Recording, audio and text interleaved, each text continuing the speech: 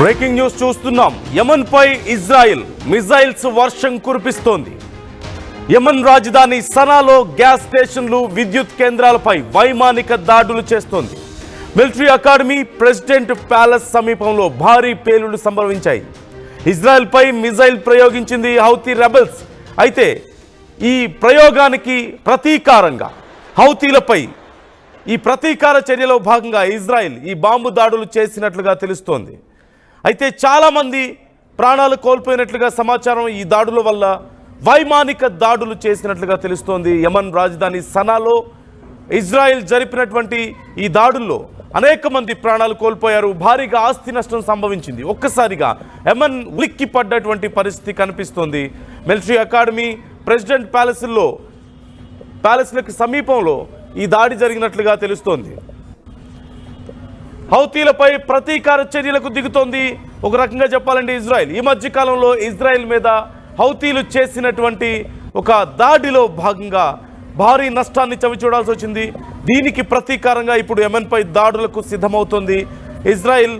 మరిన్ని దాడులు జరిగే అవకాశం ఉందంటూ సమాచారం అందుతోంది. ఈ మధ్య కాలంలో వరుసగా అంతర్జాతీయ పరిణామాలు సైతం మారుతున్నాయి. ముఖ్యంగా యెమెన్ విషయంలో ఇజ్రాయెల్ వైఖరి కూడా మారుతోంది. నిన్న మొన్నటి వరకు ఇటు ఇరాన్తో పెద్ద ఎత్తున యుద్ధంలో మునిగి తేలినటువంటి ఇజ్రాయెల్ ఇప్పుడు పూర్తిగా కొంత రిలాక్స్ అయినటువంటి పరిస్థితి కనిపిస్తోంది. ఇరాన్ మధ్య ఉన్నటువంటి ఉద్రిక్తతలు కొంతవరకు ప్రస్తుతానికి సర్దుమణిగిన నేపథ్యంలో యెమెన్ దాడులకు ఇప్పుడు ప్రతీకారం తీర్చుకునే పనిలో కనిపించింది ఇజ్రాయెల్. ఇటు ఇరాన్తో దాడి జరుగుతున్న సమయంలో కూడా మనం చూసాం, ఇజ్రాయెల్కి సంబంధించినటువంటి లేదంటే అమెరికాకు సంబంధించినటువంటి ఏ యుద్ధ నౌక వచ్చినా సరే మేము పేల్చేస్తామంటూ హౌతీలు చెప్పిన నేపథ్యంలో హౌతీల మీద ఇప్పుడు ప్రతీకార చర్యలకు దిగుతోంది. దీని వెనుక అమెరికా సపోర్ట్ ఉండడాన్ని మనం క్లియర్గా గమనించవచ్చు. అమెరికా సపోర్టుతో పూర్తిగా యెమెన్ను తమ ఆధీనంలోకి తెచ్చుకోవాలని ఇజ్రాయెల్ ప్రయత్నాలు చేస్తోంది. ఈ విషయంపై అంతర్జాతీయ స్థాయిలో చర్చ జరుగుతోంది. పూర్తి స్థాయిలో ఒక ప్రాంతాన్ని దాడులు చేసి ఆక్యుపై చేసుకొని అక్కడ కొన్ని వేల మందిని మట్టు పెట్టాలనే ఆలోచన సరైన పద్ధతి కాదు అంటూ ఇప్పటికే ఈ విషయంలో తీవ్రమైనటువంటి విమర్శలు వస్తున్నాయి. ఈ నేపథ్యంలో ఈ దాడుల పరంపర మాత్రం కొనసాగుతూనే ఉంది. వరుసగా హౌతీలు గతంలో చేసినటువంటి యుద్ధం మనం చూసాం. ఇజ్రాయెల్తో ఒక భీకర యుద్ధాన్ని తమ పరిధిలో ఉన్నటువంటి సముద్ర జలాల్లో నక్కి ఉండి ఇజ్రాయెల్కి సంబంధించి వచ్చినటువంటి అన్ని ఈ వార్షిప్స్ మీద, అలాగే ఇజ్రాయెల్కి సంబంధించినటువంటి కీలక భాగాల మీద తీవ్రమైనటువంటి దాడులు చేసింది. ఒక పెద్ద యుద్ధాన్ని మనం చూసాం గతంలో. ఇప్పుడు ఆ స్థాయిలో యుద్ధం జరగకపోయినప్పటికీ వరుసగా ఒకరి మీద ఒకరు దాడుల పరంపర కొనసాగించుకుంటున్నారు. మరోవైపు అమెరికా సపోర్ట్ పూర్తి స్థాయిలో ఇజ్రాయెల్కి ఈ విషయం లభిస్తుండడంతో కొంతవరకు యెమెన్ ఈ విషయంలో తీవ్ర విమర్శలు చేస్తుంది. అమెరికా అనవసరంగా తమ విషయాల్లో ఇన్వాల్వ్ అవ్వద్దు అంటూ అమెరికాకు యెమెన్ సూచిస్తున్నటువంటి పరిస్థితి. హౌతీల హెచ్చరికలు కూడా జారీ చేస్తున్నారు. ఒకవేళ రేపెప్పుడైనా మీకు సంబంధించినటువంటి యుద్ధ నౌకలు కానీ, వ్యాపార నౌకలు కానీ వస్తే వాటికి మేము గ్యారంటీ ఇవ్వలేం, పరిణామాలు చాలా తీవ్రంగా ఉంటాయంటూ హౌతీలు అమెరికాకు సైతం వార్నింగ్ ఇస్తున్నటువంటి పరిస్థితి. అమెరికా ఇజ్రాయెల్కి ఇస్తున్నటువంటి మద్దతును ఉపసంహరించుకోవాలని, వెనక్కి తీసుకోవాలని, తమ మీద ఈ వరుస దాడులను ఆపాలంటూ యెమెన్ ఇప్పటికే చాలా సందర్భాల్లో కోరింది. ఇప్పుడు మరొకసారి చేసినటువంటి ఈ దాడులను మనం చూస్తున్నాం. ఇజ్రాయెల్ చేసినటువంటి దాడులతో యెమెన్లో భారీగా నష్టం జరిగింది. అనేక మంది ప్రాణాలు కోల్పోయారు. భారీగా ఆస్తి నష్టం సంభవించినట్లుగా తెలుస్తోంది.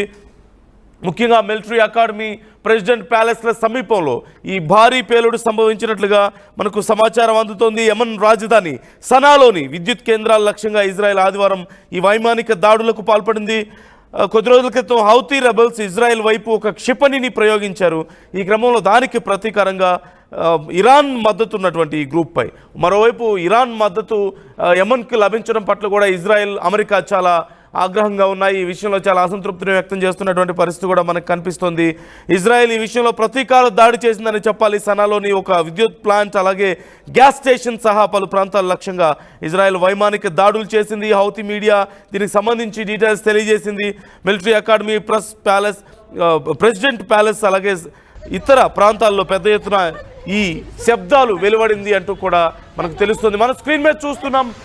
స్క్రీన్ మీద మనం చూడొచ్చు భారీగా పేలుడుకు సంభవించినటువంటి పేలుడు వల్ల సంభవించినటువంటి ఆ డిస్ట్రక్షన్ని మనం స్క్రీన్ మీద క్లియర్గా చూడొచ్చు. భారీగా యెమెన్లో అనేక ప్రాంతాల మీద వరుస దాడులు మనం చూస్తున్నాం. వైమానిక దాడుల్ని ఇజ్రాయెల్ విరుచుకుపడ్డాన్ని మనం చూస్తున్నాం. ఇజ్రాయెల్ మీద చేసినటువంటి క్షిపణి దాడికి ప్రతీకారంగా ఈ వరుస దాడులు. అయితే సామాన్య ప్రజలు ఉండేటువంటి ప్రాంతాల మీద ఈ దాడులు జరుగుతుండడం చాలా శోచనీయమనే చెప్పాలి. సహజంగా యుద్ధం జరిగినప్పుడు భారత్ పాకిస్తాన్ మధ్య జరిగినటువంటి యుద్ధాన్ని మనం చూసాం. పాకిస్తాన్ నీతి తప్పి దేవాలయాల మీద దాడులు చేయడానికి ప్రయత్నాలు చేసింది, కుట్రలు చేసింది. కానీ భారత్ అలాంటి పని చేయలేదు. కేవలం సైనిక స్థావరాల మీద, ముందు ఉగ్రవాద స్థావరాల మీద భారత్ ఫోకస్ చేసింది. అప్పుడు పాకిస్తాన్ ఆర్మీ రెస్పాండ్ అవడం వల్ల పాకిస్తాన్ పోస్టుల మీద, పాకిస్తాన్కి సంబంధించిన సైనిక స్థావరాల మీద కూడా దాడులు చేయాల్సి వచ్చింది భారత్కు. కానీ ఎక్కడా కూడా సివిలియన్స్ని నష్టపరచలేదు. సామాన్య ప్రజలు ఉండేటువంటి ఇళ్ల మీద కానీ, కార్యాలయాల మీద కానీ, లేదంటే ఇంకెక్కడా కూడా ఎప్పుడూ భారత్ దాడులు చేయలేదు. కానీ పాకిస్తాన్ మాత్రం తన ఒక్కరి బుద్ధిని అక్కడ కూడా ప్రదర్శించింది. భారతదేశంలో ఉన్నటువంటి దేవాలయాలని, స్కూల్స్ని, హాస్పిటల్స్ని ముఖ్యంగా టార్గెట్ చేసుకున్నటువంటి పరిస్థితి మనం చూసాం. తీవ్రమైన నష్టాన్ని కలిగించాలని ప్రయత్నించింది, కానీ భారత సైన్యం తిప్పికొట్టింది. కానీ ఇప్పుడు హౌతీలకు, ఇటు యెమెన్కి ఇజ్రాయెల్కి మధ్య జరుగుతున్నటువంటి ఈ దాడులు సాధారణంగా జరిగేటువంటి యుద్ధ పరిణామాలను, యుద్ధ తీవ్రతను దాటిపోయాయి. ఇక్కడ రూల్స్ అండ్ రెగ్యులేషన్స్ లాంటివి లేవు, నీతి లాంటిది లేదు, యుద్ధ నీతి అనే దానికి అర్థం లేదు. ఎక్కడ అవకాశం ఉంటే అక్కడ ఎంత నష్టం జరిపించగలిగితే అంత నష్టాన్ని జరిపిస్తున్నాయి ఇరు దేశాలు. ఇటు యెమెన్ అలాగే ప్రయత్నిస్తుంది, హౌతీలు అలాగే చేస్తున్నారు. వాళ్ళకి సంబంధించి, ఇజ్రాయెల్కి సంబంధించిన లేదంటే ఇతర దేశాలకి సంబంధించినటువంటి ఈ యుద్ధ నౌకల్ని కానీ, అమెరికాకి సంబంధించిన యుద్ధ నౌకల్ని కానీ, లేదంటే వాళ్ళకి సంబంధించినటువంటి వ్యాపార నౌకల్ని హైజాక్ చేయడం, అందులో ఉన్నటువంటి సిబ్బందిని, అక్కడ ఉన్నటువంటి వాళ్ళందరినీ కూడా చంపేయడం, వాటిని హైజాక్ చేయడం, బెదిరించడం, దౌర్జన్యాలు చేయడం హౌతీల వైపు నుంచి కూడా మనం చూస్తూనే ఉన్నాం. మరోవైపు ఇజ్రాయెల్ కూడా అలాంటి ప్రతీకార దాడులకే దిగుతోంది. ఎక్కడ పడితే అక్కడ బాంబుల వర్షాన్ని కురిపిస్తోంది. సామాన్య ప్రజలు మరణిస్తున్నారు, కార్యాలయాలు దెబ్బతింటున్నాయి, ఇళ్ల మీద, అపార్ట్మెంట్స్ మీద, ఎక్కడ పడితే అక్కడ, హాస్పిటల్స్ మీద, అక్కడ ఇక్కడ అని తేడా లేకుండా విద్యుత్ ప్లాంట్స్ మీద కూడా దాడులు మనం చూస్తున్నాం. ఒక్కసారి ఒక విద్యుత్ ప్లాంట్ దెబ్బతిందంటే ఆ చుట్టుపక్కల కొన్ని ప్రాంతాలన్నీ కూడా పూర్తిగా చీకటిమయం అవుతాయి. ఈ నేపథ్యంలో మరిన్ని దాడులు చేయడానికి అవకాశం ఉంటుంది, తీవ్రమైనటువంటి నష్టాన్ని చేయడానికి అవకాశం ఉంటుంది, తిరిగి పునరుద్ధరించడం కూడా కష్టం అవుతుంది. సాధారణంగా ఇళ్ళు, హాస్పిటల్స్ లాంటివి దెబ్బతింటే తిరిగి వెంటనే పునరుద్ధరించుకునే అవకాశం ఉంటుంది. కానీ విద్యుత్ ప్లాంట్స్ దెబ్బతింటే చాలా కష్టం అవుతుంది పునరుద్ధరించడం. సో అలాంటి ఒక భారీ నష్టాన్ని చేయాలంటూ ఇజ్రాయెల్ ఇలాంటి దాడులకు పాల్పడుతుంది అనడంలో ఎలాంటి సందేహం లేదు. మరోవైపు హౌతీల నుంచి కూడా అలాంటి దాడులే మనం చూస్తున్నాం.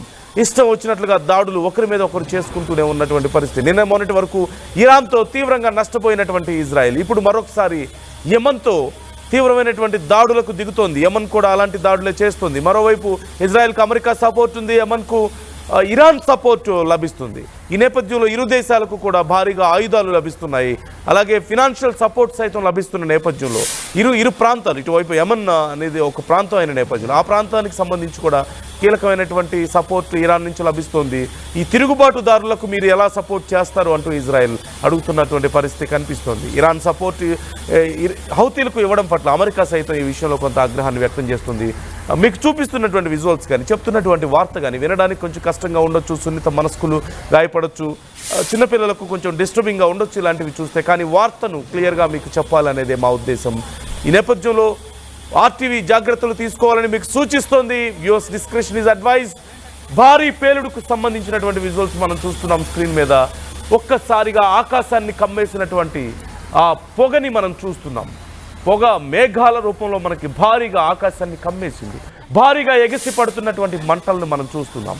పెట్రోల్ స్టోర్స్ మీద, అలాగే ఈ పవర్ జనరేట్ చేసేటువంటి ప్రాంతాల మీద, ఇలా అన్ని చోట్ల ఎక్కడ అవకాశం దొరికితే అక్కడ భారీగా క్షణాల్లో దాడులు, విపరీతమైనటువంటి దాడులు జరుగుతున్న నేపథ్యంలో యెమెన్ కూడా అతలాకుతలం అయిపోతుంది. సహాయక చర్యలు తీసుకోవడం కోసం నానా అవస్థలు పడుతున్నటువంటి పరిస్థితి కనిపిస్తుంది. చిన్న చిన్న అగ్ని ప్రమాదాలు జరిగితేనే వాటిని కంట్రోల్లోకి తీసుకురావడం చాలా కష్టంగా ఉంటుంది. కానీ బాంబుల వర్షం కురిస్తే ఎప్పుడు ఎటు నుంచి ఏ మిజైల్ వస్తుందో తెలియక, ఎప్పుడు ఎక్కడ బ్లాస్ట్ జరుగుతుందో తెలియక బిక్కుమంటూ ప్రజలు గడపాల్సినటువంటి పరిస్థితి కనిపిస్తుంది. ఇరు ప్రాంతాల్లోనూ అలాంటి పరిస్థితి కనిపిస్తుంది.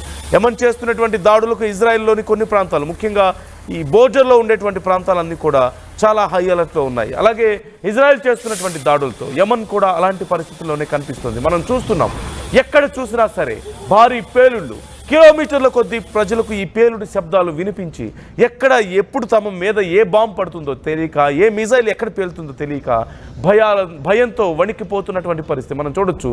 స్క్రీన్ మీద మనం చూస్తున్నాం, భారీగా ఎగసి పడుతున్నటువంటి పేలుడు తాలూకు మంటల్ని మనం చూస్తున్నాం. ఆ తర్వాత ఆకాశాన్ని కమ్మేస్తున్నటువంటి పొగని మనం చూస్తున్నాం. దుమ్ము ధూళితో కూడినటువంటి పొగ, ప్రాణ భయంతో పరుగులు తీస్తున్నటువంటి ప్రజల్ని మనం చూస్తున్నాం. వీలైనంత త్వరగా అక్కడ సహాయక చర్యలు మొదలుపెట్టే ప్రయత్నాలు చేసినప్పటికీ కూడా జరగాల్సిన నష్టం భారీగా జరిగింది. చిన్న చిన్న కొద్దిపాటి ఫైర్ యాక్సిడెంట్ సమయంలో అయితే ఏదైనా కంట్రోల్ చేయడానికి అవకాశం ఉంటుంది, కానీ క్షిపణుల దాడి అంటే ఎంత భయంకరంగా ఉంటుందో ఒక్కసారి మనం చూడొచ్చు. ఎంత భయానకమైనటువంటి పరిస్థితులు ఉంటాయో మనం చూస్తున్నాం. పాకిస్తాన్ చేసినటువంటి దాడులు భారతదేశంలో ఎక్కడ ఇంపాక్ట్ చూపించకపోతేనే అంత రెడ్ అలర్ట్ జారీ చేసి అంత హై అలర్ట్లో ఉన్నారంటే, ఇక డైరెక్ట్గా తమ ప్రాంతంలోని కీలకమైనటువంటి ప్రదేశాల మీద, స్థావరాల మీద, బిల్డింగ్స్ మీద, ప్రజలు ఉంటున్నటువంటి నివాసాల మీద వరుస దాడులు జరుగుతుంటే ఆ ప్రజల పరిస్థితి ఎంత దారుణంగా ఉంటుందో మనం అర్థం చేసుకోవచ్చు. ఒక్కసారి క్లియర్గా మనం స్క్రీన్లో చూడొచ్చు ఎంత భారీగా ఎగిసి పడుతున్నాయో మంటలు. అగ్ని కీలలు ఎగిసిపడ్డాన్ని, ఒక అగ్ని పర్వతం పేలితే ఎలాంటి ఒక విస్ఫోటనం సంభవిస్తుందో అలాంటి ఒక విస్ఫోటనం అక్కడ మనకు కనిపిస్తుంది. ఆ చుట్టుపక్కల ప్రాంతాల్లో ఉన్నటువంటి ప్రజలందరూ కూడా భయంతో పరుగులు తీస్తున్నటువంటి విజువల్స్ మనం చూస్తున్నాం. ఎక్కడ చూసినా డిస్ట్రక్షన్ మనకు కనిపిస్తుంది. ఎక్కడ చూసినా సరే ఆకాశాన్ని కమ్మేస్తున్నటువంటి ఆ పొగని మనం చూస్తున్నాం. ఈ నేపథ్యంలో ఎప్పటికీ ఈ పరిస్థితి అదుపులోకి వస్తుందో తెలియడం లేదు. మరోవైపు ఇజ్రాయెల్ పూర్తిగా యమన్ పని చెప్పేస్తాను, ఇక నేను యమన్ సంగతి తేల్చేస్తాను అంటూ అమెరికాకు చెప్తున్నట్లుగా తెలుస్తోంది. అంటే యమన్ మీద తీవ్రమైనటువంటి దాడులు చేసి హౌతీలను పూర్తిగా మట్టు పెట్టాలని, పూర్తిగా ఆ ప్రాంతాన్ని తమ కంట్రోల్లోకి తెచ్చుకోవాలనే ప్రయత్నం ఇజ్రాయెల్ చేస్తోంది. అలాంటి ఆలోచనలో ఉంది, కానీ అమెరికా కొంతవరకు దానికి నో చెప్తున్నట్లుగా తెలుస్తోంది. ఒకవేళ కనుక ఇప్పుడు ఇజ్రాయెల్ ఇలాంటి దాడులకు పాల్పడితే అది ట్రంప్కి నష్టం అవుతుంది. ట్రంప్ ఇప్పుడు నాకు నోబెల్ శాంతి బహుమతి కావాలి, ప్రపంచ దేశాల మధ్య నేను శాంతిని కుదుర్చుతున్నాను, యుద్ధాలని ఆపేస్తున్నాను, నేను ఒక శాంతి దూతను, నాకు నోబెల్ శాంతి బహుమతి ఇవ్వండి అంటూ ట్రంప్ ప్రాధేయపడుతున్న నేపథ్యంలో, ప్రాకులాడుతున్న నేపథ్యంలో ఒకవేళ కనుక ఇజ్రాయెల్ ఇప్పుడు యమన్ మీద దాడులను తీవ్రతరం చేస్తే అది ఖచ్చితంగా అమెరికా సపోర్ట్తోనే జరిగిందని ప్రపంచ దేశాలకు తెలుసు. కాబట్టి ఇజ్రాయెల్కు అన్ని రకాలుగా అమెరికా సపోర్ట్ ఉందని, అమెరికాకు తెలియకుండా ఇలాంటి దాడులు జరగవని ప్రపంచ దేశాలకు తెలుసు. కాబట్టి ఖచ్చితంగా ఈ ప్రభావం ట్రంప్ మీద పడుతుంది. ట్రంప్కి రావాల్సినటువంటి నోబెల్ శాంతి బహుమతి ఎక్కడ ఆగిపోతుందో అన్న భయంతో కొంత ఆగండి, వెయిట్ చేయండి అంటూ ఇజ్రాయెల్ని కాంప్రమైజ్ చేస్తున్నటువంటి పరిస్థితి కనిపిస్తుంది. ఈ నేపథ్యంలో మరి ఈ పరిణామాలు ఎటు దారి తీయబోతున్నాయి? హౌతీలు ప్రయోగించిన క్షిపణికి ప్రతీకార చర్యగా యమన్ మీద ఇజ్రాయెల్ వైమానిక దాడులు చేసింది, భారీగా నష్టాన్ని చేకూర్చింది. ఇప్పుడు మరి హౌతీలు మళ్ళీ ఎలాంటి ప్రతీకార చర్యలకు పాల్పడతారో, ఎలాంటి దాడులు చేస్తారో ఇజ్రాయెల్ మీద, మున్ముందు పరిణామాలు ఎలా ఉండబోతున్నాయనేటువంటి ఉత్కంఠ ప్రపంచ దేశాలకు కనిపిస్తోంది. అమెరికా సైతం ఈ విషయాన్ని చాలా క్లియర్గా గమనిస్తోంది. కానీ ట్రంప్ మాత్రం వీలైనంత వరకు ఇజ్రాయెల్ని వెనక్కి తగ్గమని చెప్తున్నటువంటి పరిస్థితి కనిపిస్తుంది. మరోవైపు ఇరాన్ సపోర్ట్ యమన్కు ఉన్న నేపథ్యంలో, ఇరాన్ సపోర్ట్ హౌతీలకు ఉన్న నేపథ్యంలో హౌతీలు రెచ్చిపోతున్నటువంటి పరిస్థితి కనిపిస్తుంది. సో ఓవరాల్గా ఎటు దారి తీయబోతున్నాయి ఈ పరిణామాలు? జరుగుతున్నటువంటి పరిస్థితుల్లో అమెరికా నిజంగా ఏదైనా చేయగలుగుతుందా? ట్రంప్ కారణంగానే కొంతవరకు ఇజ్రాయెల్ వెయిట్ చేస్తుందా? ట్రంప్కి శాంతి బహుమతి, నోబెల్ శాంతి బహుమతి దక్కబోతోందా? ఎలాంటి కారణాలతో? మీరేమనుకుంటున్నారు? కామెంట్ చేయండి, మీ అభిప్రాయాలు మాతో పంచుకోండి.